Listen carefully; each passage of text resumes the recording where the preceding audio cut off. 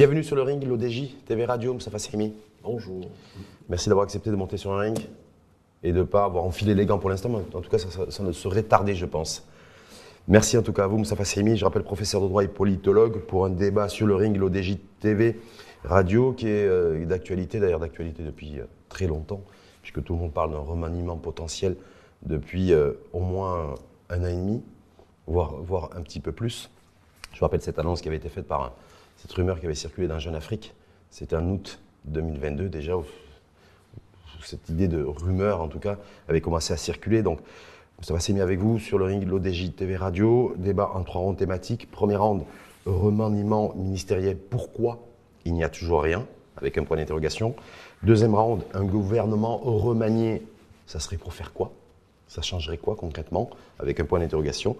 Et troisième round, on a vu cette dissolution qui était décidée par le président de la République française, Emmanuel Macron. Donc dissolution parlementaire en France. Une interrogation pour le Maroc. Parce que beaucoup considèrent qu'on risque de plonger dans l'inconnu, dans ce qui pourrait advenir en termes de carte politique et de nouveaux rapports de force politique dans l'Hexagone. Mais on démarre avec le premier round, remaniement ministériel. Pourquoi il n'y a rien et pourquoi il n'y a toujours rien, selon vous, Moustapha Srimi? Écoutez, pour ce qui est d'un remaniement du gouvernement, c'est à l'ordre du jour dès le lendemain de la formation de ce cabinet, en octobre 2021. Je vous rappelle que le chef du gouvernement investi avait déclaré, dans les semaines qui avaient suivi, qu'il y aurait un complément, si je puis dire, à la composition de son cabinet d'octobre 2021 avec la nomination de secrétaire d'État. Ça a été dit de manière explicite. Il n'y a pas eu donc de nomination secrétaire d'État. C'était prévu à l'époque pour janvier, février 2022.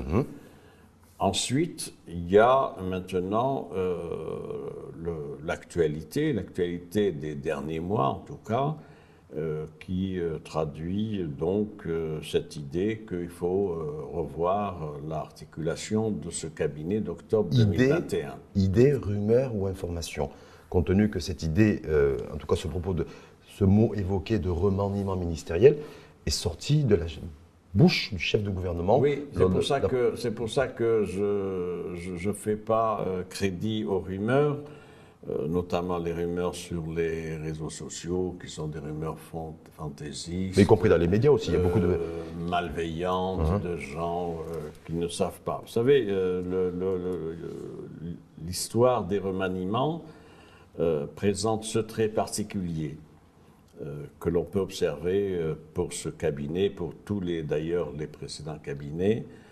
Ceux qui savent ne parlent pas et ceux qui parlent ne savent pas. Nous en sommes là. Alors, nous avons des faits.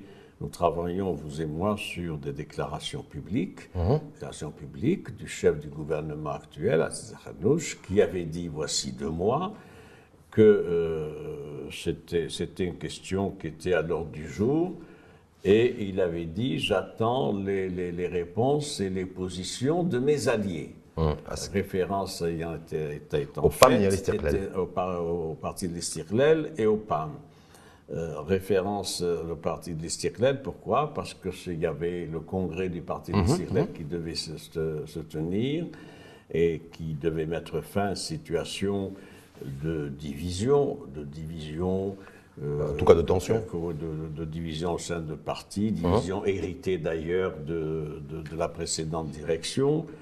Et Nizar Baraka, sur ce plan-là, a déployé beaucoup d'efforts depuis son élection, donc en novembre 2017, pour tenir ce congrès.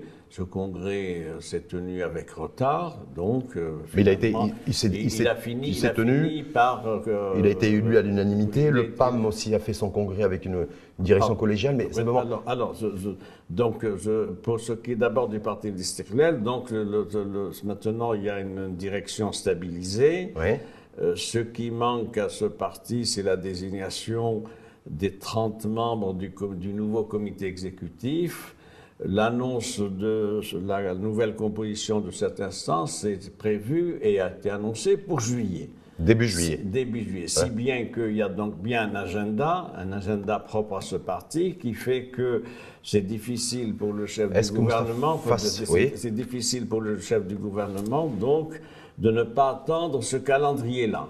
Ça, c'est pour le parti de l'Istiqlal. Juste là-dessus, est-ce que vous êtes en train, directement ou indirectement, d'imputer à l'Istiqlal qui n'a pas encore procédé au remaniement, ou en tout cas la nomination de son bureau politique, donc de ce comité exécutif, dans l'éventuel retard pris dans le remaniement annoncé? Oui, ça me paraît évident, puisqu'il s'agit pour le chef du gouvernement d'opérer le remaniement qu'il a annoncé, mais sur des bases d'un parti stabilisé qui a élu ses instances de direction, en l'occurrence le comité exécutif. Donc les organes en place. Pourquoi? Parce que c'est intéressant, le comité exécutif, parce que c'est quand même l'expression, la traduction d'un rapport de force au sein de ce parti, et c'est souhaitable d'un consensus, fût-il laborieux, autour de cette direction donc que serait le comité exécutif. Ça permettrait au secrétaire général du parti de l'Istiqlal de faire des propositions éventuelles de ministrables, mais sur des bases consensuelles, en tout cas relativement consensuelles. Donc avec une assise, et l'assise de la mise en place et l'installation de son comité exécutif, c'est-à-dire en clair le bureau politique du parti. Il faut pas, vous avez raison, il ne faut pas que, c'est-à-dire après tout on aurait pu penser que le secrétaire général d'Istiqlal, fort de la confiance renouvelée qu'il a eue lors de ce congrès, en étant élu, vous le savez, en étant le seul candidat et en étant élu de manière unanime, quasiment unanime, de dire, bon, j'ai les pouvoirs du secrétaire général, j'ai la confiance de mon parti, voici mes propositions pour le changement de la représentation de la formation istiqlalienne au sein du cabinet. Ça n'a pas été le cas parce que ça serait considéré comme une mauvaise manière vis-à-vis des composantes de son parti. Et cette bonne politique, me semble-t-il, qu'il y ait cet effort-là et ce délai donc accordé à ce parti pour faire ses propositions. Est-ce que ça veut dire, Moustapha Seymi, si je suis votre raisonnement, donc l'engagement qui a été pris par le parti de l'Istiqlal de nommer son bureau politique, en l'occurrence son comité exécutif début juillet, ce qui fait qu'en fait nous sommes dans une séquence normale, parce qu'il y a beaucoup d'attentes et beaucoup de rumeurs sur un remaniement ministériel imminent, mais ça ne pourra pas se faire avant début juillet et l'installation et la nomination de celles et ceux qui feront partie du prochain comité exécutif du parti d'Istiqlal. C'est, me semble-t-il, une contrainte qu'il faut gérer. Et c'est une contrainte qu'il faut gérer parce que les changements éventuels dans la représentation du parti d'Istiqlal au sein du cabinet remanié doivent tenir compte d'un certain nombre de courants au sein du parti de l'Istiqlal. En gros, il y a deux grands courants et c'est tout à fait normal qu'il y ait donc la représentation de chacun de ces deux courants. Est-ce que ça veut dire, Moustapha Seymi, que donc du coup, si remaniement ministériel il y a ou il y aurait, ça serait du coup début juillet? Dans la foulée. C'est l'hypothèse la plus probable, c'est-à-dire qu'il faut maintenant travailler comme observateurs, vous et moi, sur début juillet pour qu'enfin il y ait donc ce réaménagement et ce remaniement du gouvernement qui est attendu. Autre élément, c'est le parti de l'authenticité et de la modernité, le PAM, c'est aussi problématique. Pourquoi ? Parce que le secrétaire général du PAM, jusqu'à il y a 2 mois, était Abdelatif Wahhabi. Oui. Or, ce secrétaire général n'a pas jugé utile de se représenter pour un nouveau mandat, ce qui est quand même inédit. J'en tire cette conclusion qu'il a estimé qu'il n'était pas en situation de solliciter un nouveau mandat. Ça me fait penser d'ailleurs à toute chose égale par ailleurs, à ce qu'avait déclaré le président Hollande quand il était venu en décembre de 2021 dire je ne suis pas en mesure de me représenter. De me représenter. Donc, c'était en décembre 2017, plus exactement. C'était avant les élections. Et donc, voilà une situation qui est intéressante.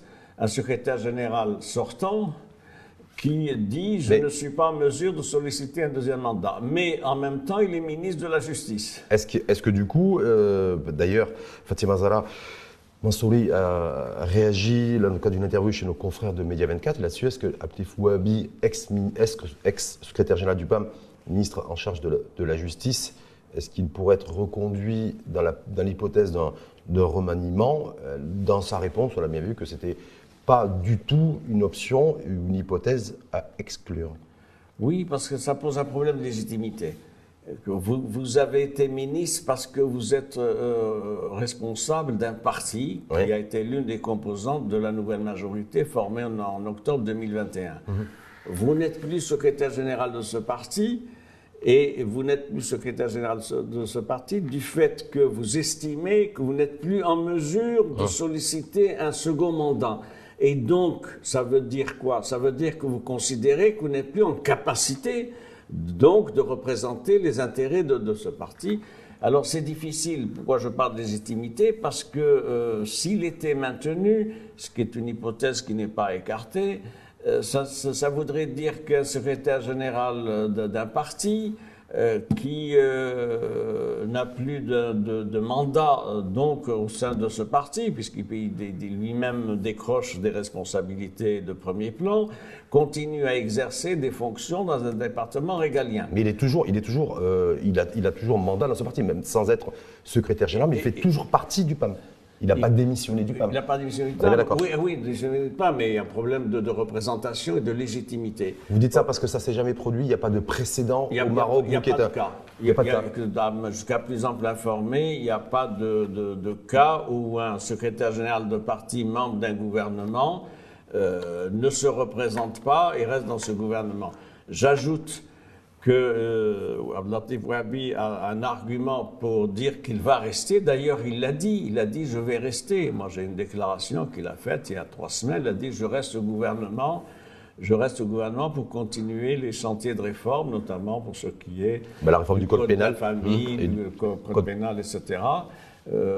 Évidemment, ça pose le problème de la crédibilité de son action de ministre réformateur, alors que politiquement, il a été sanctionné et mis en équation. Donc en tout cas pour Moustapha Sahimi, en termes de projection, pour celles et ceux qui se posent beaucoup de questions depuis plusieurs semaines et surtout plusieurs mois, si remaniement ministériel il y a, ça ne sera pas avant début juillet, lorsque le comité exécutif du Parti de l'Istiqlal, qui est une des composantes de ce gouvernement, sera mis en place et que les membres seront nommés. Deuxième round, si on part dans la perspective d'un remaniement en début juillet prochain, pour faire quoi? Beaucoup s'interrogent en se disant, voilà, qu'est-ce que ça changerait si effectivement demain, il y a un remaniement ministériel qui était effectué? Ce qu'on peut dire d'abord aussi pour commencer, c'est que l'option du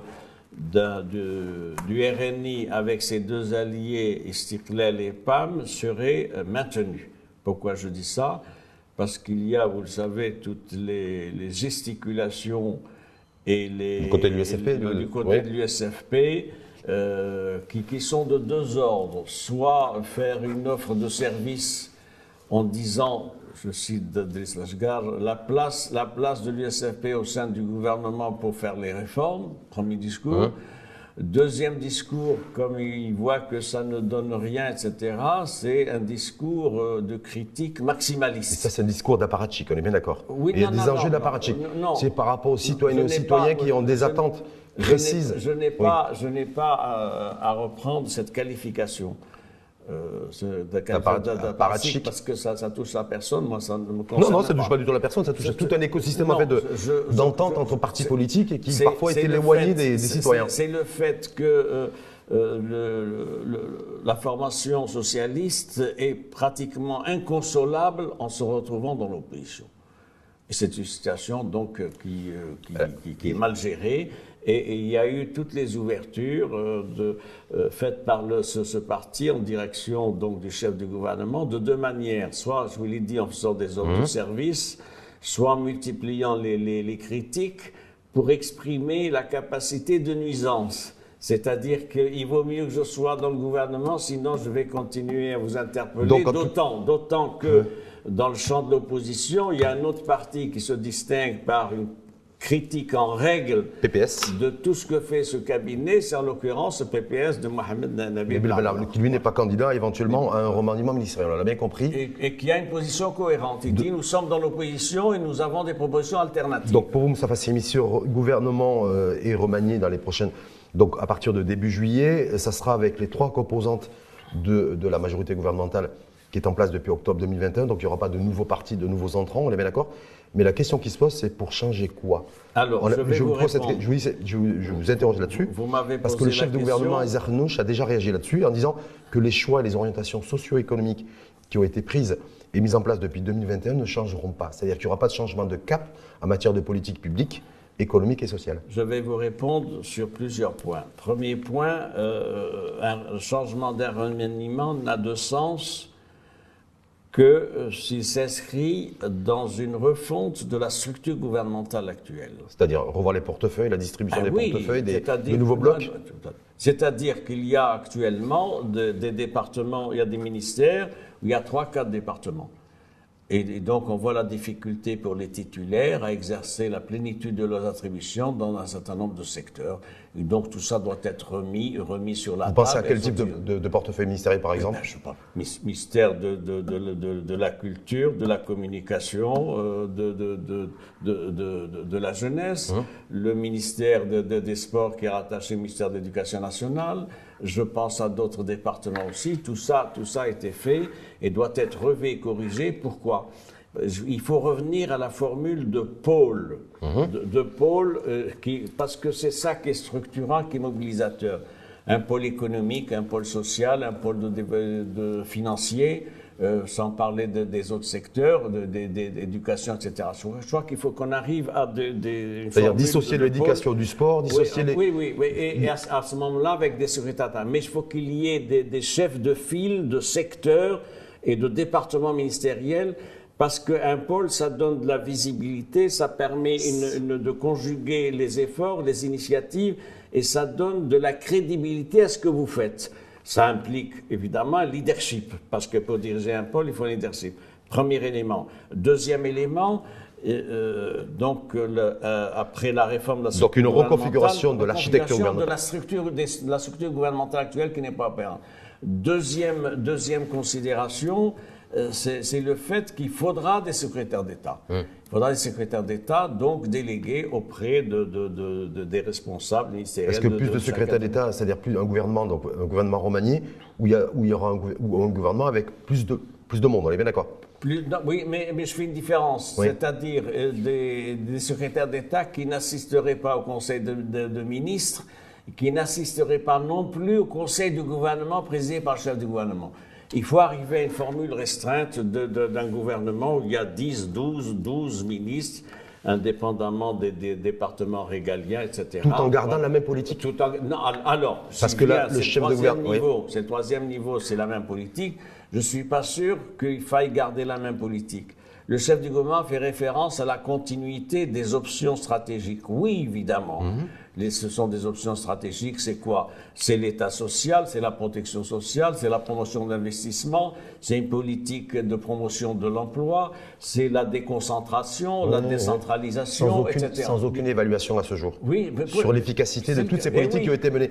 Est-ce que le remaniement ministériel... Oui, à la continuité d'un certain nombre d'options stratégiques. En revanche, il y a beaucoup d'interpellations à faire sur la déclinaison de ces axes stratégiques en termes de politique publique. Je peux vous citer un certain nombre de secteurs où les politiques publiques ne suivent pas, les options stratégiques, et ça c'est extrêmement important. Je vais vous donner un exemple. Oui. Je vais vous donner un exemple. Sa Majesté le Roi a insisté en 2020 dans 3 discours.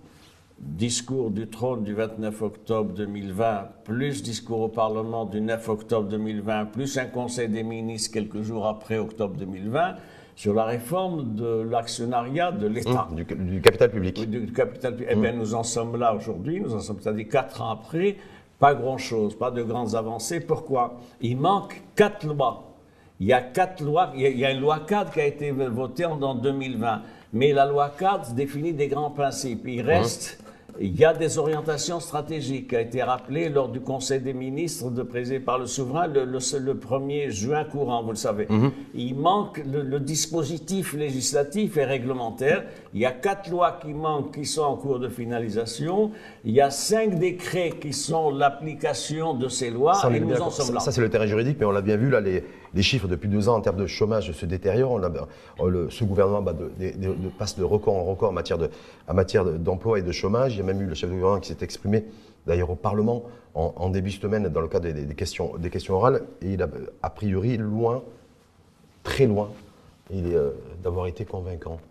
Les Marocains et les Marocaines l'attendent essentiellement sur des choses qui touchent à l'économie, à la création de richesses et à la question de l'emploi pour les actifs actuels et qui sont inactifs et pour les nouvelles générations. C'est-à-dire aujourd'hui un remaniement éventuel et potentiel début juillet, remanié pour faire quoi? Est-ce qu'il y a nécessairement, selon vous, la nécessité, pour ne pas dire l'urgence, de revoir le casting à hauteur de 30, 40, voire 50% de l'exécutif actuel?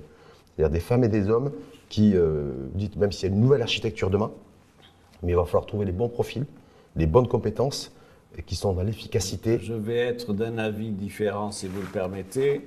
Indépendamment du casting, il y a une autre question. Vous savez, prenez ce gouvernement. Prenez ce gouvernement, vous prenez individuellement les CV de la majorité des ministres, ce sont d'excellents CV. On juge et on évalue un ministre en fonction de son CV. Est-ce qu'on est-ce qu'on met une note à un ministre en fonction de son CV ou de sa capacité à avoir des résultats? Je n'ai pas fini ma phrase. Allez-y, Moustapha Seymi, bien sûr. Donc, si vous prenez les CV, c'est d'excellents CV. Ma phrase que j'allais poursuivre, c'est que l'addition de CV ne fait pas une bonne politique. Nous sommes arrivés à cette conclusion. Une bonne politique ou ne fait pas un bon ministre? Non, ça ne fait pas une bonne politique. Ouais. Pourquoi? Parce qu'il faut une capacité réformatrice. Et la capacité réformatrice, c'est ça qui différencie le bon ministre du ministre qui n'est pas à la hauteur. Même si on est sur un ring de boxe, je vais demander à Moustapha Seymi de se jeter un petit peu à l'eau. Je sais que ça ne vous fait pas peur, même si vous n'avez pas pris votre maillot de bain. Forcément, est-ce que pour vous, il y a des ministres aujourd'hui qui sont sur la sellette? Lorsque le remaniement va se produire. Je ne vais pas citer de nom, mais il est bien évident. Pourquoi vous n'allez pas citer de nom? Parce que ce n'est pas l'usage, il m'appartient pas. C'est pas votre protocole? Non, ça ne fait pas partie de mon protocole professionnel, mais il est bien évident qu'il y a 2 catégories de ministres qui seraient sur la liste de départ. Il y a ceux qui veulent partir. On le dit parce que. Et oui, il y a ceux qui veulent partir. C'est beaucoup de rumeurs aussi. Non, mais ça c'est des faits, on le sait par des informations. Mais c'est de la rumeur, c'est pas de l'information, c'est de la rumeur. Oui, mais recouper tout de même, c'est pas.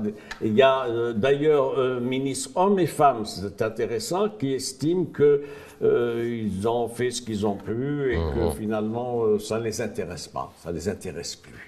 Ils sont minoritaires. Ils sont minoritaires, ceux-là. Ils sont 4, à peu près 4. Donc 4 sur 25, 26. Voilà, qui souhaitent revenir au secteur privé où ils étaient d'ailleurs, etc., ne serait-ce que pour des raisons matérielles. Et ceux de tranquillité. Et pour des raisons de tranquillité, de quiétude, parce que... De vie privée. De vie privée, de vie professionnelle, de vie familiale, etc. Il y a un autre lot de 4 ministres aussi, à peu près, qui manifestement ont eu un parcours qui n'est pas probant, qui n'ont pas de visibilité, qui n'ont pas su engager les réformes qu'il fallait. Donc on parle dans le secteur privé, d'ailleurs dans le monde du travail, de l'incompétence avérée. Ça n'est pas incompétence avérée. Non, ça n'est pas de l'incompétence. Non, c'est quoi? C'est une inadéquation par rapport au poste. C'est le profil pas adapté à la fonction, c'est ça? Voilà, le profil avec un excellent CV, j'y reviens, n'est pas adapté à la fonction. Pourquoi? Parce que ministre, c'est un poste politique. Et c'est là... un nom là-dessus? Non, je ne peux pas. Toujours pas de nom. Non. Ce que je puis vous dire, c'est ça mon idée principale. Moi, je plaide toujours dans ce sens-là.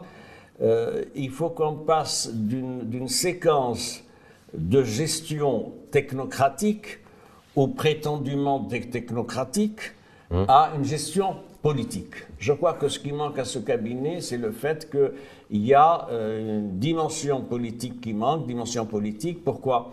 Pour expliquer ce qui est fait pour expliquer où l'on va et expliquer les mesures de nature à traiter l'adhésion des citoyens. Ça, c'est le job et la mission d'un chef de gouvernement, celui qui pilote un gouvernement. Mais je vais préciser, mon ami, si vous permettez. On ne peut pas se contenter de ceci, dire les hautes orientations, Sa Majesté le Roi. Ouais. Les hautes orientations de Sa Majesté le Roi sont connues, elles sont définies au plan public et national, elles sont connues de tous les Marocains. Ce qu'on attend de ce gouvernement, c'est pas tout le temps la référence aux hautes orientations royales qui sont connues, c'est la traduction de ces orientations royales en mesures opératoires. Et ça n'est pas le cas. On est à moins de 2 ans, on va passer au 3e round, en moins de 2 ans de la tenue des prochaines élections législatives. On est en 2024, mi-2024. Élections législatives à venir mi-2026, donc on est grosso modo sur à peu près 2 ans. Est-ce que ça vaut le coup de remanier? C'est exactement ce que je voulais. Ou est-ce que la situation peut être tenable par l'exécutif avec la nomination de secrétaire d'État? Un éventuel remaniement du gouvernement en juillet pose un certain nombre de problèmes. Pourquoi? Parce que les nouveaux nommés vont se retrouver face à une loi de finances qu'ils n'ont pas validée. C'est la loi de finances 2024. Et il n'y aura pas de loi de finances rectificative. Ils vont se retrouver donc au mois fin juillet, début août, dès les premières semaines, donc, avec une note de cadrage du chef du gouvernement avec des priorités. Et donc, s'ils peuvent imprimer de quelque manière que ce soit la politique dans leur département respectif, ça va se traduire par le projet de loi de finances 2025 et donc la prochaine loi de finances 2025. C'est-à-dire la seule fenêtre d'opportunité de réforme, c'est la loi de finances 2025. Est-ce qu'une économie, une croissance économique se fait sur la base d'une loi de finances ou elle se fait par une vision et par des actions plutôt qu'une loi de finances qui est là, qui cadre simplement la distribution d'un budget par ministère? La loi de finances est le texte le plus important de l'année. Parce que c'est la loi de finances qui permet de prioriser certains nombre de secteurs, d'accorder des avantages ou pas, de mobiliser des allocations de ressources, etc. C'est le texte le plus important de la vie parlementaire, de la vie nationale. Maintenant, il y a autre chose, c'est le climat. Il faut créer un climat de confiance. Climat de confiance, ça implique que ce cabinet bénéficie du soutien de l'opinion publique et si possible de l'adhésion. Ce qui n'est pas le cas aujourd'hui. C'est pas le cas. Dernière question, on va passer au troisième. On va passer au troisième round. C'est pas le cas. C'est pas le cas. Pourquoi? Parce que le tableau qui est fait actuellement de la situation actuelle fait que le taux de confiance des ménages est extrêmement bas. Il est de 42%. C'est le chiffre le plus bas depuis 2018. Et donc, il faut de la confiance. Est-ce que ça veut dire aussi, alors là du coup, vous allez devoir vous jeter à l'eau, même sans maillot de bain ou avec votre maillot de bain, je ne sais pas si vous en portez un d'ailleurs là sur ce ring. Est-ce que le problème et la solution est le chef de gouvernement dans la perspective d'un remaniement ministériel? Est-ce que le problème et la solution en même temps est incarné par le chef de gouvernement? Vous dites pour restaurer un climat de confiance, pour redonner espoir, pour redonner un coup de volant aussi aux politiques économiques. On a un agenda auquel est attaché le souverain, vous le savez, c'est le respect de l'agenda calendrier électoral. Il y a un cabinet qui a été investi en octobre 2021. Ce cabinet, normalement, il a une mandature de 5 ans qui correspond donc au mandat de la Chambre des représentants. Donc il n'y aura pas de chef de gouvernement remanié, ça que tu es en train de dire? Non. Remaniement, non. Pas de remaniement avec Non. Voilà. C'est-à-dire, voilà la position de principe. Cela dit, c'est dans une situation d'exception. Il n'est pas exclu que Sa Majesté puisse de changer de chef du gouvernement s'il y a une situation telle que ça soit justifié. En tout cas, maintenant, le dernier point, si vous le permettez, la difficulté de ce cabinet, c'est de retrouver la confiance, de reprioriser la politique. Moi, ce qui me frappe dans l'action de ce cabinet depuis 3 ans, c'est la stérilisation du périmètre politique et de la sphère politique. Il n'y a pas de réforme pour ce qui est des droits de l'homme, il n'y a pas de réforme pour les avancées démocratiques, il n'y a pas de réforme pour une nouvelle génération de réformes institutionnelles et politiques. Et donc, ce gouvernement s'est limité à une gestion technocratique, aux résultats d'ailleurs discutables, en mettant en équation la vie politique et la dynamique politique. Troisième round, Moustapha Seymi. Alors, je sais pas, la France n'a pas non plus décrété l'état d'exception avec la prise de parole dimanche soir qui n'était pas attendue et qui a été vécue comme un séisme. En tout cas, c'est ce qui ressort des prises de parole au niveau de l'Hexagone et de la France suite à la décision prise par le président français de dissoudre l'Assemblée nationale et d'ailleurs de prévoir des élections législatives anticipées à la fin du mois. Troisième round, comme thématique du coup, dissolution parlementaire en France, une interrogation pour le Maroc. Point d'interrogation, compte tenu que selon les différentes projections, le parti dit d'extrême droite, Rassemblement national, devrait ou pourrait en tout cas se rapprocher du pouvoir. Et de Matignon, est-ce que là-dessus, aujourd'hui, la configuration change ou pourrait changer, sachant qu'il y a un réchauffement des relations entre les deux pays qui a été annoncé et amorcé il y a déjà plusieurs semaines. Est-ce que là, il pourrait y avoir un ralentissement, un coup de froid, une réorientation? Vous avez raison de le relever. Ce qui est sûr, c'est que la dissolution de l'Assemblée nationale par le président Macron a été quand même un grand séisme politique en France et à l'international. Et en Europe également. Ouais. Et en Europe internationale. Alors, tout dépend de ce qui va sortir des urnes le 5 juillet. C'est-à-dire le deuxième tour des législatives. Deuxième tour des législatives, c'est-à-dire dans moins de 4 semaines. Ce qui paraît se dessiner, c'est que le Rassemblement national et ses alliés, et notamment ceux qui sont dans la mouvance d'extrême droite, etc., ont une chance à tout le moins d'avoir une majorité relative. Complètement. La majorité absolue étant de 289 sièges sur 577. L'autre option, c'est qu'il est possible qu'ils aient la majorité, le Rassemblement national, avec donc ses alliés, puisqu'ils sont en train de récupérer Marion Maréchal, plus d'autres groupes, etc. Peut-être aussi du côté le ralliement du côté des Républicains, avec le ralliement d'Éric Ciotti, vous le savez, qui est président des LR. Donc nous sommes sur deux options.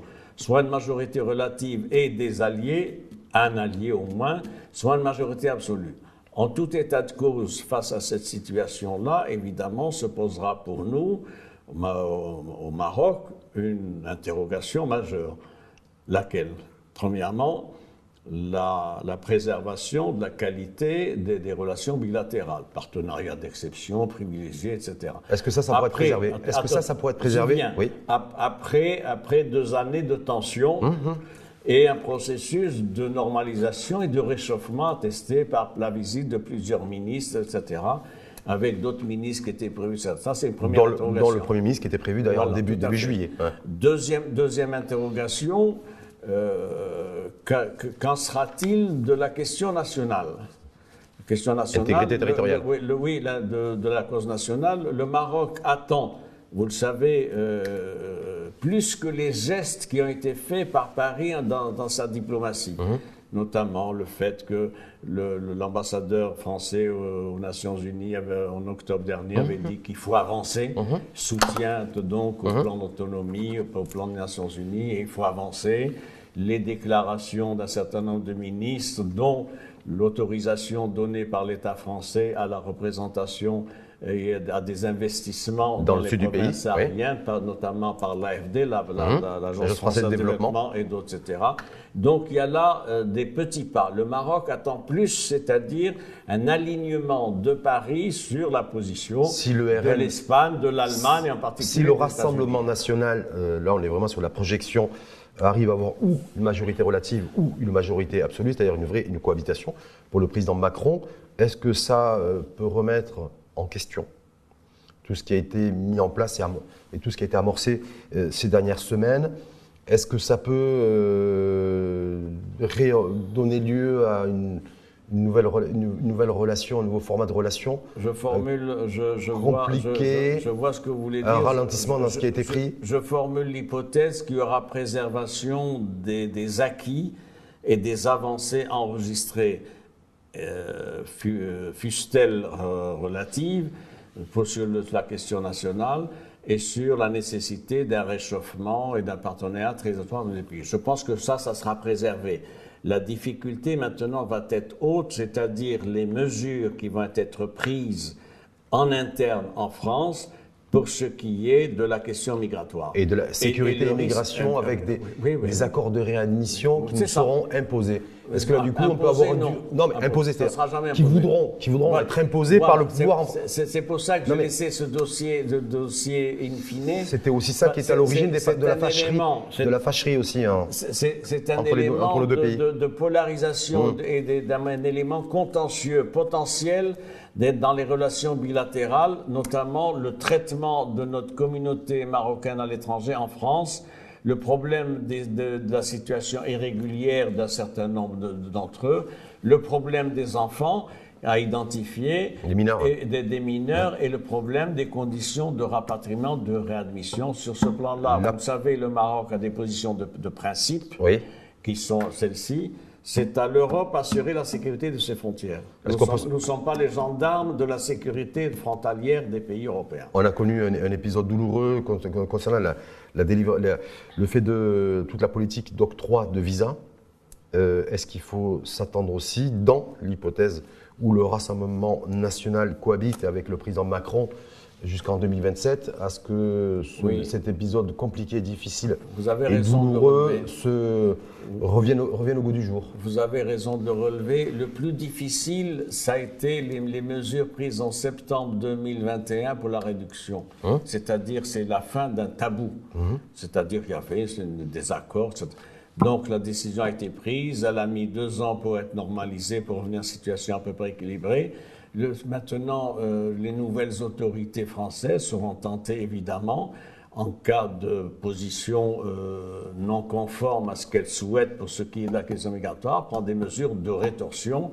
Plus encore, ils envisagent même de prendre des mesures pour réguler et contrôler les transferts financiers de notre communauté donc vers le Maroc. Ça a été dit, etc. C'est dédié, assumé politiquement par les membres du Rassemblement national. En dernière instance, les intérêts supérieurs de l'État français l'emportent sur des considérations populistes, démagogiques, qui sont propres à des courants. Dernière petite question, Moustapha Assimi, selon vous, est-ce que le Rassemblement national, pour la première fois d'ailleurs dans l'histoire, parce que vous êtes un fin connaisseur de la politique et de l'histoire politique de notre pays, le Maroc, mais vous êtes aussi un fin connaisseur de la politique française.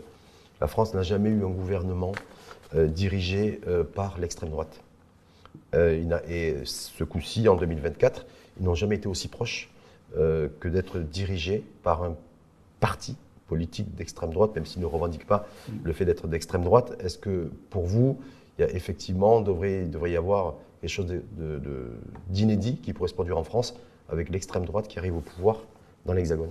Oui, c'est la création d'un climat islamophobe accentué. C'est la victimisation des communautés immigrées marocaines et autres, etc., comme porteuses de tous les maux de la société française.